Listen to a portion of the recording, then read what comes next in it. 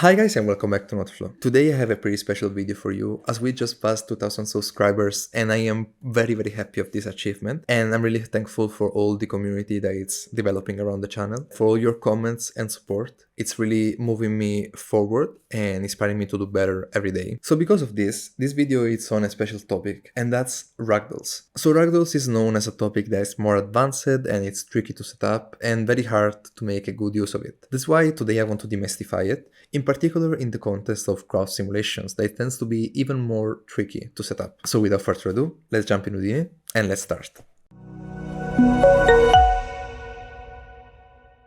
As I just said, the topic of today is Ragdolls, but before starting I would like to give an introduction on what is a Ragdoll. Sometimes you want to transition agents to a state where instead of being controlled by an animation, they are controlled by a rigid body simulation. That means by physics, by gravity, and by collisions. This state where the agent is controlled by a rigid body simulation is called Ragdoll.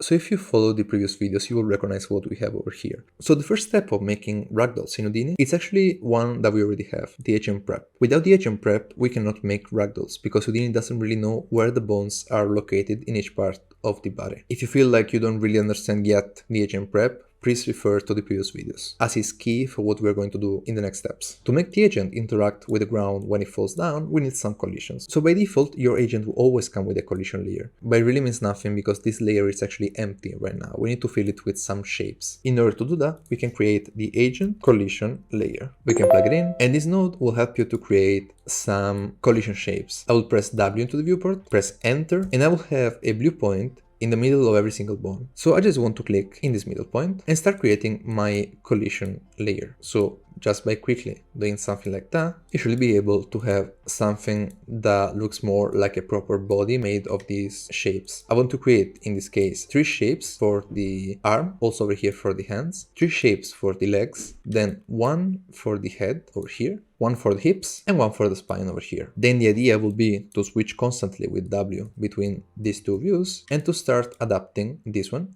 to the body of your agent. In that way, this will simulate some collisions for your agent, and when it falls down, it will use these collisions to make it behave realistic. So take your time until you have something that makes more sense. As this is a topic that should be quite intuitive, although time consuming, I've already done that for you. And here I have my collision layers. I've just taken the time to make that a little bit more aligned with the agent itself. Although there is a tricky part that I would like to show you. If you go into the original one that we had over here, we have the hips, the most important one, that it's oriented weirdly. So I can click on it, I want to select it, I can also check the name, but there is lots of stuff over here. So a trick I use is just to move it, and when the values are changing, I know it's this one. I will then like to zero out the rotate X and Z, and over here I want to set 90. The translation channels to 18, 3.2, and minus 1.4. Lastly, in the scale, I will set this one to 23, this one to 19, and this one to 36. And as you can see, this is the correct position of your collision layer. So again, this is the process. You can do it both manually and using these values. But for now, let me use these ones that I've made specifically for this agent. So now we have collisions. We can test our Ragdoll by creating a test simulation Ragdoll and by plugging our agent inside. By visualizing it, I can now click on display collision layers, so I will see all my shapes, and I will press play.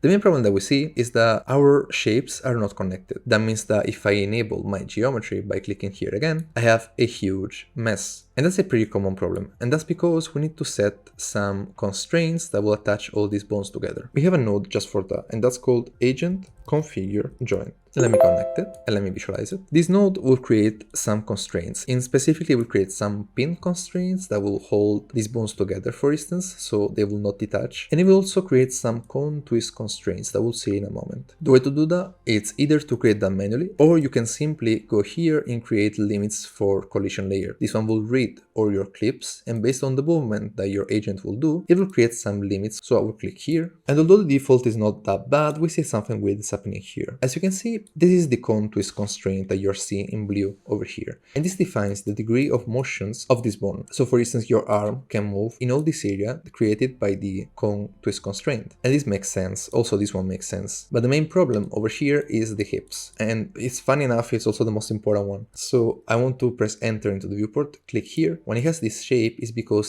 the constraint is reversed. So I can just go on this other side and try to unreverse it. You can see this one is not correct. Like we can get close, but you have this shape. You need to go on the other side completely. So something like that, it's correct. And then you can close it. So you have the classic cone shape that will define the degrees of motion. Once you play a little bit more with that, you should have something that looks like that. So I also added some degrees of motion for the torso, and for the head, I keep it very thin as we don't really move the head so much. And as you can imagine, I've also changed the one for the hand. So we have all this area for our motion. And I played a little bit with these ones until I get something that made more sense. Although also you have to imagine that this is not a process that you will just do once. It's a constant going to the testing Ragdoll and checking if that makes sense. This was the result that we had before.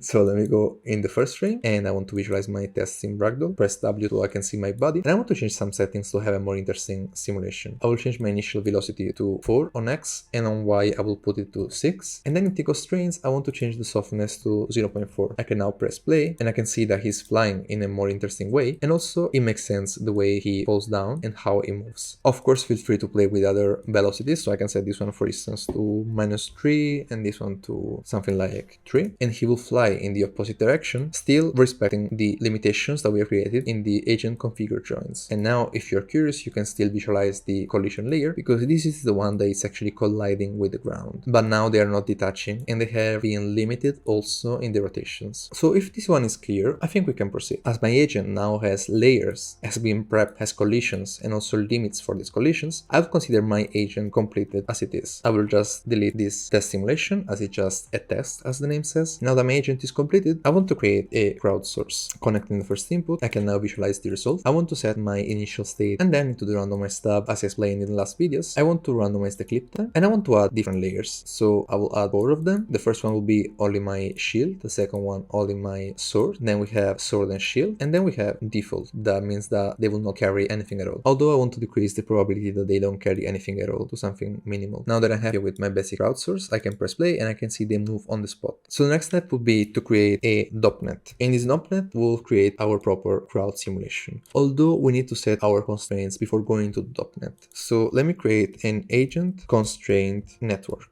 This is perfect for preparing your constraints to a simulation. So I will connect my agent over here, and then I want to create 2 different nulls. One for my crowd, so over here I have my out crowd, and one for my constraints. So I will call this one out constraints. Now the order is important. I will connect into the first input my crowd, into the second my constraints, and the third one I will connect my ground that I've created in the previous lessons. So my height field, I can connect it over here. Now DOP net by itself won't do anything at all, because we need to set up everything internally. So that's the end of the first part of this video. We saw how to build collision layers, how to set up some limits for your agents. We added a CrowdSource, and lastly we prepared all of this to go into the DOP net. In the next video, we'll see how to transition between the run state and the Ragdoll state, and to add way more controls inside of the DOP net. So for now, I really hope you enjoyed this video, and I will see you soon.